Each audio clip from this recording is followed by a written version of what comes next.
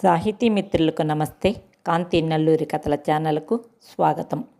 కార్మిక కర్షక మహిళల కథల సమాహారంలో కార్మికుల కోసం, కర్షకుల కోసం, మహిళల కోసం, పిల్లల కోసం తన కళాన్ని గళాన్ని జుళిపించిన మహాకవి శ్రీశ్రీ గారి 114వ జయంతి.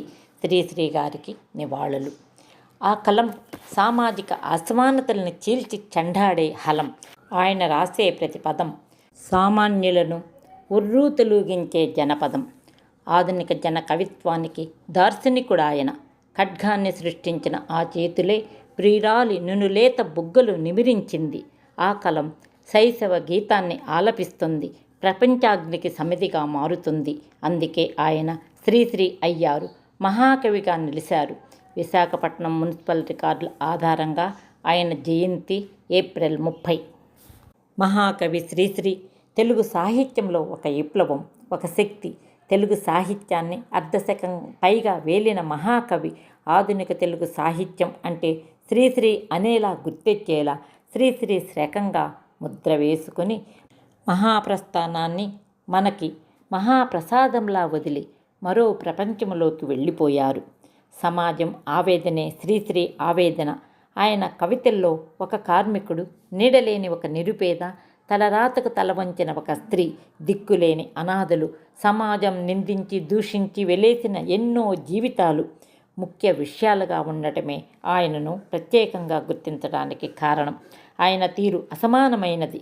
ఆయన స్నేహితుడు కొంపెల్ల జనార్దన్ రావు కోసం రాసిన మహాప్రస్థానం ఆయన కేవలం 5 నిమిషాల్లో రాశారంటే చాలామందికి అది ఆశ్చర్యం కాక తప్పదు.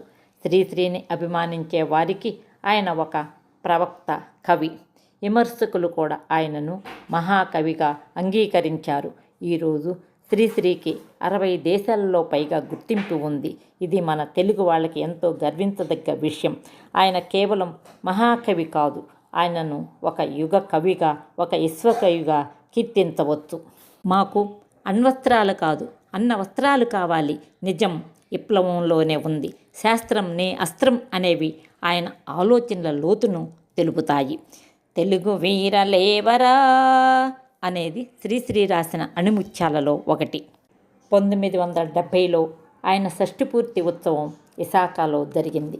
ఆ సందర్భంగా విప్లవ విద్యార్థులు నినదించిన నినాదాలే విప్లవ రచయితల సంఘం. శ్రీశ్రీ అధ్యక్షుడిగా, కేవీఆర్ కార్యదర్శిగా ఆవిర్భవించింది. 1983 జూన్ 15న శ్రీశ్రీ గారి ప్రస్థానం ఆగిపోయింది.